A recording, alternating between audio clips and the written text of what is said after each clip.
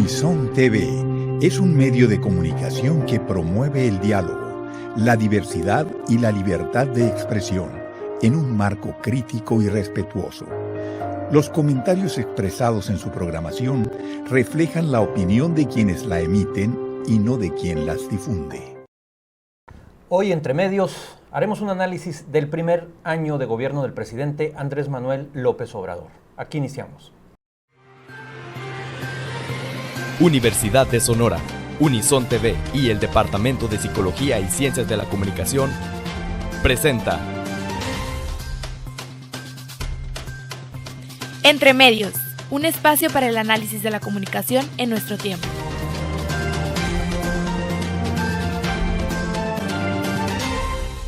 ¿Qué tal? ¿Cómo le va? Me da mucho gusto saludarlo. Soy Jesús Moreno Durazo y le doy la más cordial de las bienvenidas a esta cita puntual, cita semanal que tenemos desde los estudios de Unison TV a través de Entre Medios. Gracias, por supuesto, a quienes hacen posible este esfuerzo de comunicación, a los alumnos de la licenciatura en Ciencias de la Comunicación y al staff de la televisora. Hace unos cuantos días, el domingo pasado para ser precisos, el presidente Andrés Manuel López Obrador llegó a su primer año de gestiones, primer año de gobierno, y sobre eso vamos a platicar hoy. Vamos a ver cómo le ha ido al país en materia económica, cómo le ha ido al país en materia social, qué tiene que ver una cosa con la otra, cómo le ha ido al país en materia de seguridad, por supuesto en materia política y en materia de comunicación. Todos estos ejes, en mayor o menor medida, están articulados entre sí. Para ello, me permití invitar a esta mesa, cosa que agradezco muchísimo, para que nos arrojen un poco de luz sobre cómo han visto este primer año de ejercicio del presidente López Obrador, al doctor Miguel Ángel Vázquez Ruiz, profesor investigador en el Departamento de Economía de la Universidad de Sonora, y también un acucioso observador de nuestra realidad regional y nacional. Doctor, gracias por estar con nosotros entre medios. Muchas gracias, Jesús. Muy buenos noches, tardes y días, porque transmitimos el jueves por la tarde y reproducimos el domingo, hacemos la reproducción, el sábado por la mañana. Es un gusto estar aquí. Gracias. Y también está con nosotros el licenciado Alejandro Romero.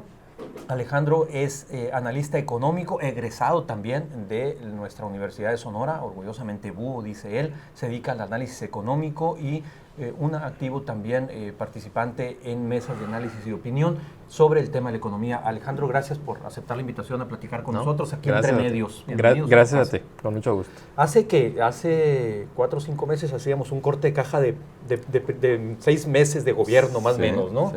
Que estuvieron por acá con nosotros y analizábamos eso. A ver, el domingo pasado decía el presidente Andrés Manuel López Obrador, 1 de diciembre, llega a su primer año de gestiones.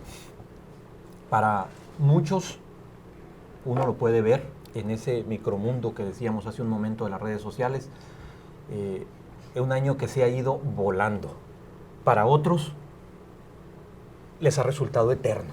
Este primer año parece que lleva 6, dice, ¿no? Entonces, platíquenme ustedes, perdón que entre con una pregunta tan ordinaria, tan relajada, pero ¿cómo les ha parecido? Y tiene todo el sentido también la pregunta, ¿cómo les ha parecido este primer año de gobierno de López Obrador, doctor? Bueno, es un primer año donde ha habido una amalgama ahí de sentimientos y de circunstancias y de observadores.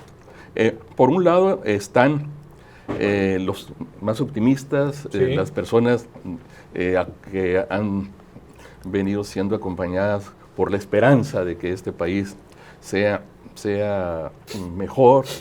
Y bueno, si le preguntamos ahorita a un señor o una señora de 60 y tantos años, están felices porque les está llegando una lanita. Una lana. Sí. Si vas y le preguntas a estudiantes que tienen beca, yo no tenía beca, o estudiantes que están en este programa, de jóvenes construyendo el futuro.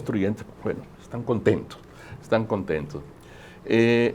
Pero si lo ves en la perspectiva de personas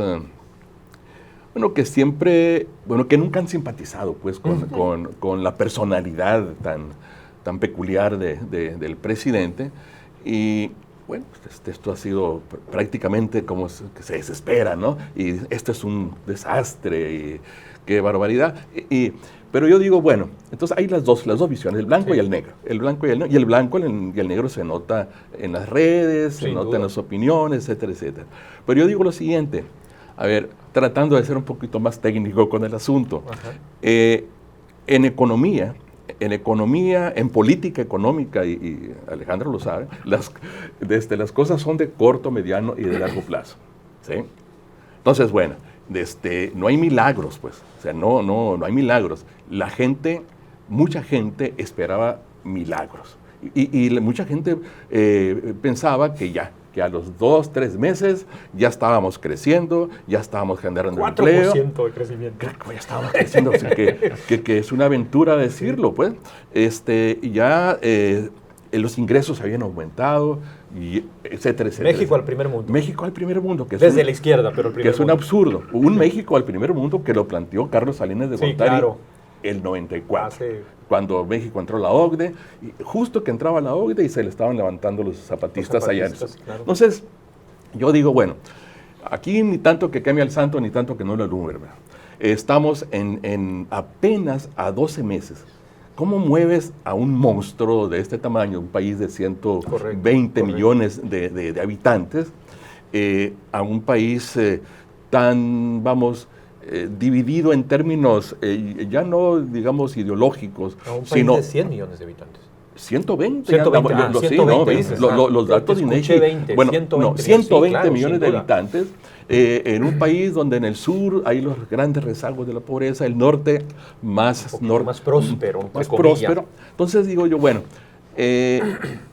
para terminar con esta primera intervención, los tiempos, estamos en los tiempos de un proceso evidentemente de transición económica.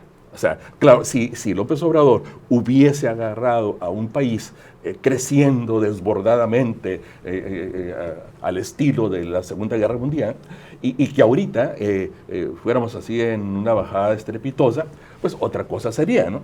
Pero no, pues venían con un lentísimo crecimiento y el lentísimo crecimiento en esos reacomodos pues ha llevado a que ahora digan recesión, un concepto que en el concepto de recesión técnica que te dicen, mira, 2 meses, 2 trimestres, ¿no? Vienes en caída, ya estás en recesión técnica. Es lo que te dicen los textos de Estados Unidos, ¿eh?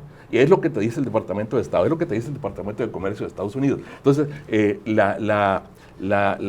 comportamiento de la economía es peculiar en términos de ciertas características que tienen que ver con recesión, pero hay otras cosas más cualitativas que no tienen que ver con recesión. Entonces yo, a lo mejor, parafraseando al profesor Erquicio ayer en la conferencia que daba en la tarde, creo que hay claroscuros, y creo que esa caída de la economía estaría llegando, así como es la economía que también se dijo ayer, a la parte baja, y en la economía lo que sigue es la recuperación.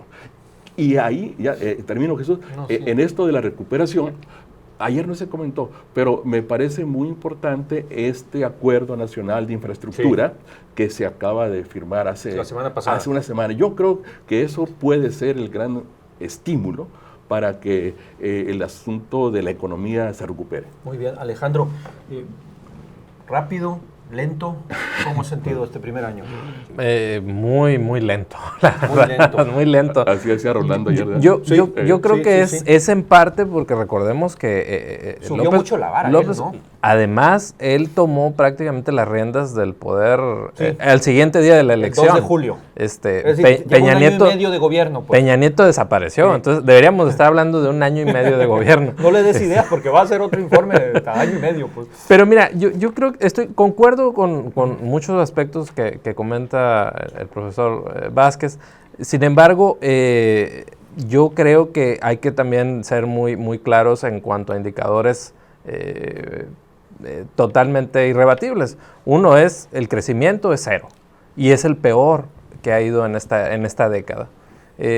La cuestión de los homicidios dolosos, vemos que va a cerrar en niveles récord también en este 2019, probablemente casi el doble o casi 1/3 arriba de los que cerró Calderón en su sexenio y muy por arriba también de los que cerró Peña Nieto. Entonces, yo creo que hay indicadores que nos dicen que el primer año ha sido muy difícil.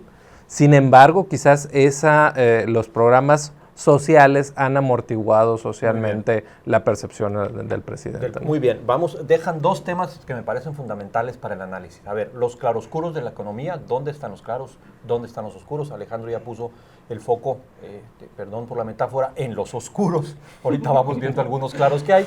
Y está el tema de la seguridad o de la inseguridad, como lo quiera ver. Con eso vamos a regresar en un minuto. Por favor, no se vaya, estamos entre medios, ya volvemos.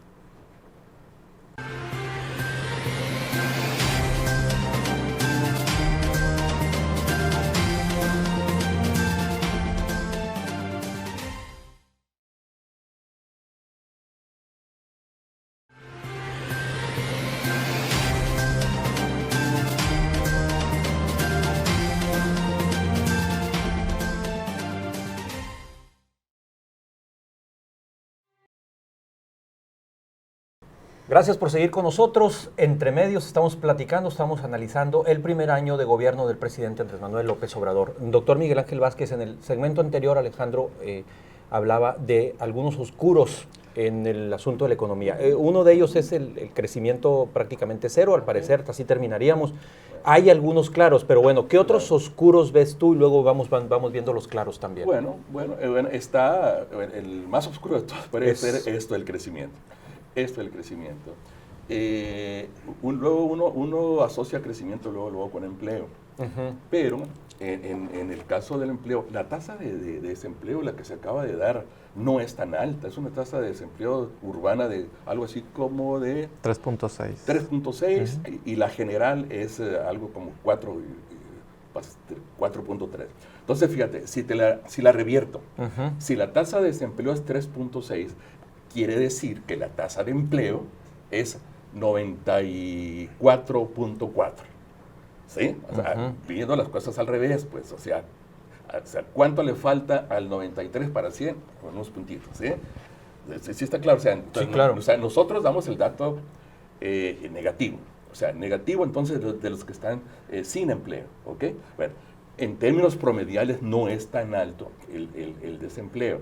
Ahora, pero el gran problema que yo veo en el mercado laboral es lo que también se comentaba ayer, es el subempleo y la informalidad. O sea, la informalidad, pues porque ahora, la informalidad en términos como la analizamos académicamente y en los eventos, pero mucha gente prefiere estar en la informalidad, claro, porque tiene más recursos, le aplica menos tiempo y bueno, y se siente mejor. Nosotros hicimos nosotros ahí en el departamento y yo con un conjunto de estudiantes y yo, un pequeño trabajito así de muestreo ahí en la esquina, donde se venden flores, se limpian vidrios. Claro. Rosales y Luis Encinas. Sí, ahí en la esquina. Y le digo, oye, ¿cuánto te pagan acá por limpiar vidrios? Sí, y me dijeron, pues a veces agarro 250. Y me dice, oye, ¿y por qué no te vas mejor a trabajar en la maquiladora? Que ya ves que las maquiladoras y las cadenas productivas y las exportaciones y el mundo de las maquiladoras. No, dice, porque allá me pagan poquito arriba del mínimo, más o menos 150, y porque tengo que estar metido en un cascarón todo el día. Bueno, entonces es la diferencia entre la formalidad y la informalidad, que mucha gente prefiere estar en la informalidad. Claro, no tiene la prestación, sí. Bueno, pero ahí en el mercado laboral hay un asunto que se tiene que revisar. Sí, se tiene que revisar.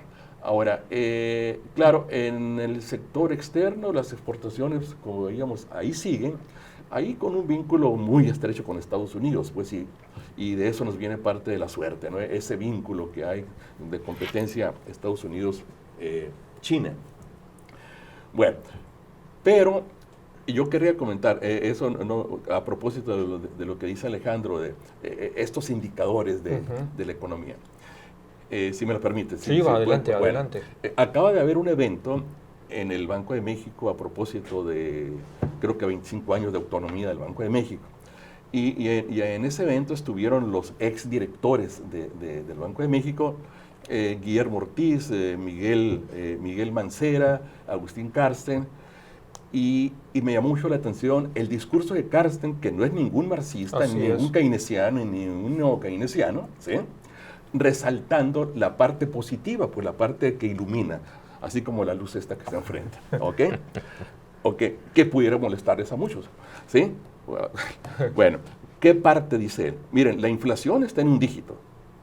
O sea, ¿qué estaríamos haciendo si tuviéramos la inflación que tiene Venezuela de 1000%? ¿Sí? La inflación es un dígito, y ese es un dato clave en la economía, una inflación de 3.5 más o menos. Es un dato. El tipo de cambio con todo Sí, y los comentarios cotidianos, ahí anda, no se te va de los 20 pesos, pero ahí hay un rango que va de 19, 20, y ahí está el tipo de cambio. Luego, revisemos las reservas que tiene el Banco de México. El Banco de México tiene reservas históricas, como nunca las había tenido, ¿sí? Eso le permitió que el Fondo Monetario Internacional hace una semana aceptara una línea de crédito para México, creo que de $61 millones, pero no para que México lo tome y lo gaste inmediatamente, sino que es un colchón, un respaldo que México tiene ante el Fondo Monetario Internacional por si se necesitara, ¿sí? Y bueno, México está pagando una comisión de alrededor de $159 millones por él. Ahí están. Entonces, son las reservas más estos dineros del Fondo Monetario que ahí están para salir a ayudar en el momento si se necesita. Las finanzas públicas no están deficitarias y ahí pues, no concuerdo mucho con López Obrador de tener finanzas públicas tan sanas, ¿no? En un país con necesidades, pero están sanas y ese es un indicador. Ahora, pero hay un detalle aquí en el que coinciden varios economistas que yo he leído, ustedes son economistas, le entienden muy bien al tema, y incluso la semana pasada que estaban por acá, Rolando Cordera, Enrique Provencio, el evento que citas hace un momento, decían, hay un asunto de déficit de inversión, es decir, mientras el gobierno no invierta en infraestructura, en obra pública y tal, el país no va a crecer, Alejandro. Entonces, yo ahí en corto le planteaba una paradoja a Enrique, a ver, no entiendo por qué hay un déficit de inversión, por un lado, y hay un subejercicio del gasto por el otro. Eso me resulta una contradicción. Sí. Fíjate, mira, qué bueno que mencionas esto, porque precisamente traigo cifras aquí de... Tú traes otros datos. De la inversión física del gobierno federal. Sí. A mí me preocupan mucho estos datos. Ahí les va. En comunicaciones y transportes se ha invertido un 13% menos. En educación, 75% ha caído. Inversión en infraestructura educativa. En infraestructura educativa, así es, en escuelas, en salud, 29% abajo. En abastecimiento de agua potable, 44% abajo. No es un dato, no son datos menores. ¿Y el subejercicio del gasto de cuánto es más o menos? De 200, un poquito más de 200,000 millones de pesos. Entonces, esa parte no la entiendo. No entiendo esa paradoja. Pero a mí me preocupa este dato de la inversión, porque se va a traducir en los próximos años en problemas, por ejemplo, si estás invirtiendo menos en infraestructura hidrológica, estados como Sonora, estados como Baja California, que tienen problemas de abastecimiento de agua, se van a agudizar. Habrá ciudades que sufran desabasto de agua por esa falta de inversión en infraestructura hidrológica. Si le inviertes menos a la educación, va a haber problemas para meter a los muchachos de la secundaria a las prepas por falta de espacios. En fin, esta falta de inversión te genera una serie de problemas que después te van a seguir obstaculizando el crecimiento. Entonces, de ahí la importancia de que se detone la inversión, pero es lo que precisamente en este primer año no ha hecho el gobierno. Fíjate que, bueno, a propósito de eso, yo quiero comentar la paradoja que hay atrás de esto. ¿Qué no habíamos dicho, Jesús? ¿Qué no habíamos dicho que el Estado debería dedicarse a ser guardián, a cuidar la seguridad y no invertir? Esa es la premisa básica de toda la escuela neoliberal y de la escuela del mercado a ultranza, ¿no? ¿A poco no? O sea, revisemos redes, revisemos historia, revisemos escritos y ahora le estamos pidiendo al Estado que intervenga. Ahí está un puntito que hay que anotarlo, ¿sí? O O sea, el Estado mexicano y sus grandes déficits y no sé cuánto, que le deje el espacio a la empresa privada, porque la empresa privada puede y tiene el poder económico de hacerlo.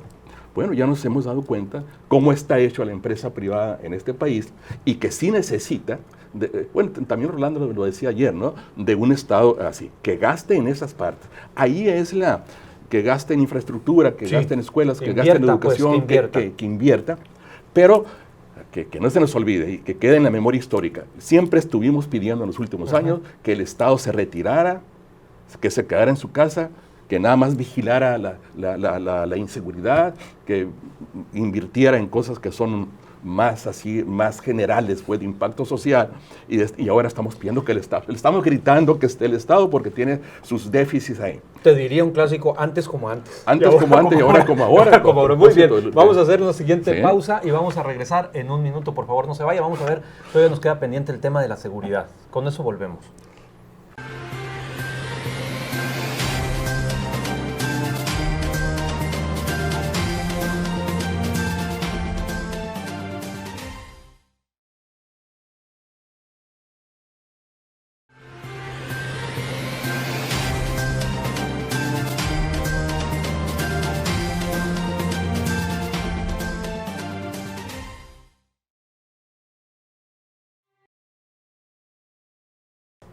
Gracias, estamos entrando ya a la recta final de Entre Medios. Estamos analizando el primer año de gobierno del presidente Andrés Manuel López Obrador. Y para ir cerrando, doctor Miguel Ángel Vázquez, Alejandro Romero, el tema de economía, yo creo que un claro al que hay que reconocérsele al presidente, y creo que fue de las primeras acciones, de las primeras decisiones que adoptó, y que, corríjanme por favor si estoy mal, pero tenían años los gobiernos discutiendo ese tema y el paso no se daba, que es el incremento del salario mínimo. Y al doble en ¿cómo le llaman? En la zona de la frontera norte o alguna cosa así, ¿no? Eso es una cosa positiva, pues, ¿no? Sí. Pues sí, o sea, efectivamente, hay cosas igual, pues, positivo es que en la frontera les bajaron el IVA al 8%, positivo es que la gasolina cuesta menos en la frontera, positivo es que en la frontera el ISR lo bajaron de 30 a 20. Positivo es que el salario mínimo, que venía así, ¿no? Así, al nivel de la inflación nada más cada año, lo subieron a 109, creo que es ahora el salario mínimo. Yo creo que es positivo son estos dineros, pero sin embargo, estos dineros que decíamos ahorita de becas y de gente los programas mayor, sociales. Los programas sociales. Bueno, el gran asunto es que si eso lo contrastas luego con el PIB, que es muy dado que los economistas hagamos eso, todo contra el PIB, te da una cosita, ¿no? O sea, Enrique, el 1%, es muy poco. ¿Qué tiene que hacer el gobierno, Alejandro, para darle vuelta a esto y que el país pueda crecer el próximo año? Ya hay pronósticos de crecimiento y otra vez están, y que ya se han venido recortando las estimaciones. ¿Qué tiene que hacer? Mira, yo creo sinceramente que lo que hay que hacer es precisamente elevar la inversión para ir contra este ciclo recesivo. Esa es una receta que siempre se ha dado en cualquier escuela de economía. Y precisamente yo creo que, comentando lo que dijo el doctor, el problema es que esta caída en la inversión pública se ha combinado también con una falta de confianza de la inversión privada, que ha caído también a niveles del 3-5% ¿A qué este año. atribuirle esa falta de la inversión extranjera, pero esa ha crecido, ¿no? La inversión extranjera directa de enero a septiembre creció 7.8%. Casi 7%. Sí, ¿y por qué los inversionistas nacionales se han inhibido?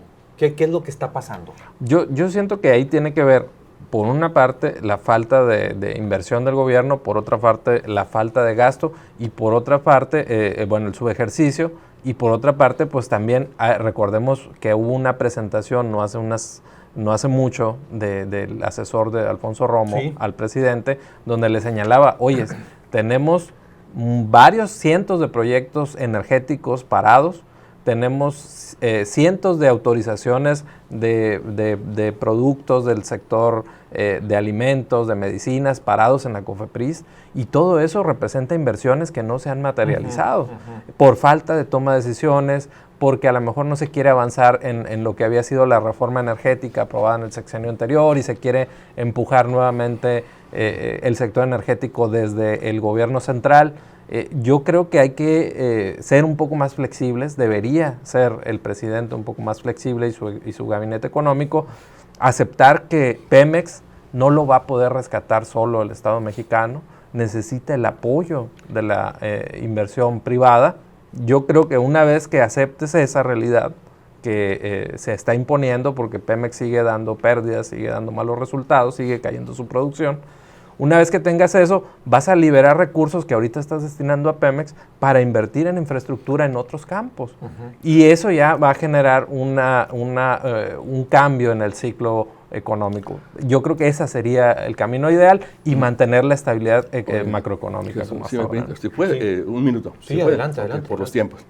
Bueno, no hemos comentado este plan, acuerdo, convenio de inversión. No lo hemos comentado. Son alrededor de 44 mil millones de dólares, donde le está entrando lo más granado del capital nacional. Sí, claro. Bueno, está Slim, Carlos Salazar Lomelín estuvo ahí. Sí, sí, y los empresarios agrupados en la patronal nacional, en la patronal de hombres de negocios. Y bueno, con proyectos que son carreteras, que son aeropuertos, que son caminos, que es turismo. ¿Sí? Bueno, a Sonora le tocan creo que tres obras. Entonces, ahí dijo Carlos Slim, es de tontos no invertir cuando hay demanda. Fue su frase. Entonces yo, por un lado de los empresarios, a propósito pues, de que los empresarios necesitan condiciones y han expresado ya seguridad en el gobierno, pues ya se dieron cuenta que que López Obrador ni es el comunista ni el socialista, no puede. Sí, claro. ¿Sí? ¿Acaso sería lo que dice Krause, el Mesías tropical, ¿no? Pero no lo otro, pues, o sea, no lo otro. Entonces, yo creo que eso va a ser el detonador, Santander se está poniendo la camiseta de ser el banco que sí apoya el desarrollo. La prácticamente dueña de Santander acaba de hacerle a México un ofrecimiento, no sé, 100 mil millones de pesos, para efectos de estimular el crecimiento y la infraestructura. Igual Santander dijo, no, ya no les vamos a cobrar comisión a las remesas que manden los paisanos. Entonces, yo creo que como que esta parte de inversión, ¿sí?, invitada por el Estado, bajo las nuevas condiciones que parece estar ofreciendo el Estado, puede ser como lo que empuje a que el año que entra, al menos, bueno, si no estamos creciendo al 2 o al 3, al menos ya las tasas sean positivas. Se estabilice un poquito. A ver, nos queda prácticamente un minuto. Yo quisiera que diéramos un vistazo al tema de la seguridad, el gran dolor de cabeza también, quizá un poco junto con la economía del gobierno, Alejandro. Tengo la impresión de que no han podido encontrar bien el foco de cómo atender el tema de la inseguridad en el gobierno del presidente López Obrador. Y los números lo dicen. Así es. Este año se van a superar fácilmente los 30,000 víctimas de homicidios en el país. ¿Con Calderón cuántos fueron, perdón? Con Calderón yo creo que cerró con 20,000 más o menos. 20,000 en un año. En el último. Y ahora estamos en 30,000, quizás lleguemos a los 33,000. Entonces, vemos que no han podido contener todavía la violencia, los asesinatos. Fue más violento todavía el último de Peña Nieto que el último Calderón, según mis Así es, así es. Es que es algo que ha venido, es una escalada que ha venido en aumento y no se han podido... Y vemos que la Guardia Nacional, pues hasta el momento ha sido inoperante. Hemos visto que la han metido a tareas de migración en vez de un combate al crimen organizado, porque sigue esta política de abrazos no balazos, que ya está causando mucho escozor, mucha molestia en el gobierno de Estados Unidos, y seguramente en 2020 vamos a ver una presión muy intensa de Trump por su año electoral también, enfocada a que México retome el problema de la seguridad y abandone esa política de abrazos no balazos. Ya lo dijo Trump, ¿no? Que ahora los cárteles van a ser terroristas, ¿no? Sí. Lo acaba de decir. ¿Cómo ves tú el tema de la seguridad, doctor? Lo veo delicado. Definitivamente que no puede uno echar ninguna campana a propósito, a sonar ante esto. Es un tema delicado, es un tema que tiene que ver igual con hechos acumulados, es un hecho que tiene que ver, bueno, con la felicidad, de la insatisfacción de la gente. Y bueno, yo la verdad que yo me levanto todos los días buscando que no haya en las páginas de la prensa noticias sobre violencia y asesinatos, pero sigue. Hay un tipo de violencia, yo creo, que no está asociada con el crimen organizado. Y que no está asociada mucho con el gobierno propiamente. Yo tengo la impresión de que hay una parte de violencia que tiene más que ver con cuestiones subjetivas, que tiene que ver más que ver con subjetividad, que tiene que ver más bien con el uso de los medios estos electrónicos y que tiene que ver con esta etapa que estamos viviendo, no en México, en el mundo. O sea, un segmento de esa parte de la violencia, bueno, lo voy a decir con mucho lamento, el asesinato de Raquel Padilla. Sí, estaba pensando en eso. Entonces, hay una parte, o sea, no toda la violencia, no toda la inseguridad tiene que ver con la política pública, vamos a decirlo, no toda, ¿sí? Claro, sin embargo, sí es responsabilidad del Estado generar las condiciones para que eso no suceda. Exacto. Muy bien. Híjole, parece que se estaba poniendo mejor el programa, pero ya nos tenemos que ir. Les agradezco muchísimo, doctor Miguel Ángel Vázquez, Alejandro Romero. Gracias por venir con nosotros. Espero que nos podamos encontrar pronto. Claro que sí. ¿Cuántas veces nos invitan, verdad? ¿Cuántas veces nos invitan? Bueno, pues ya sería... Hace un año que no nos invitaron. No menos del año. Ya sería el próximo año que está muy cerca. Por cierto, les deseo lo mejor y un buen año. Muchas gracias. Gracias al staff de Unison TV, gracias a Reina, que ahora estuvo con nosotros, de los estudiantes de la licenciatura. Muchas gracias a todo el staff de Unison TV, pero sobre todo muchísimas gracias a usted por su confianza. Nos vemos aquí dentro de 8 días. Hasta entonces.